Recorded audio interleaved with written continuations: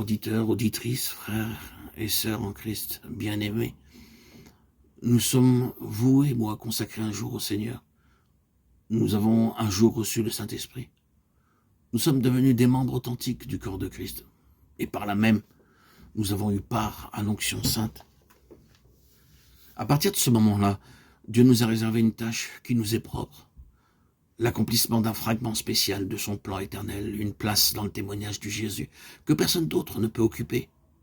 Chacun de nous, dans la pensée de Dieu, a été mis à part pour remplir un ministère particulier dans l'intérêt de l'ensemble, pour apporter au témoignage en tant que formant un tout une contribution effective. C'est à cela que nous étions destinés dans la préscience de Dieu, et c'est pour cela que nous avons reçu l'onction. Peut-être ne sommes-nous pas doutés du genre de contribution auquel Dieu nous avait appelés. Peut-être n'avons-nous pas même eu conscience que l'onction nous avait été donnée. N'importe. Dès ce jour, Dieu a entrepris quelque chose dans notre vie. Et s'il trouve la voie libre, si nous ne nous mettons pas en travers de son chemin, si nous veillons à ce que nos pensées personnelles, notre volonté personnelle, nos désirs personnels ne soient pas pour lui un obstacle ou une complication, mais qu'au contraire, il trouve en nous un cœur ouvert, réceptif, une volonté qui plie, qui accepte de lui faire place, à lui et à tout ce qu'il veut apporter avec lui. Il se trouve alors que toute notre histoire subséquente, celle par laquelle il nous fait passer aussi bien que celle par laquelle il passe en nous, converge vers le même point, la réalisation du but spécial de notre onction. Dorénavant, toute la puissance de l'onction se manifestera dans ce sens-là. Peut-être faudra-t-il des années pour que nous arrivions à notre destination.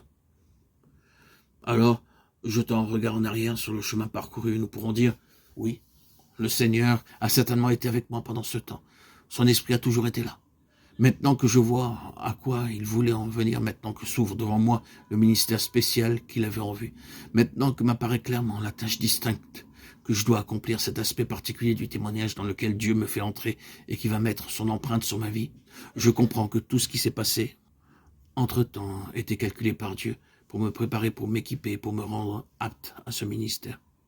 Et désormais, dans ce ministère qui nous échoit, l'esprit de l'onction opère avec puissance, libre de toute entrave. Or, tout cela était dans la pensée de Dieu dès le début.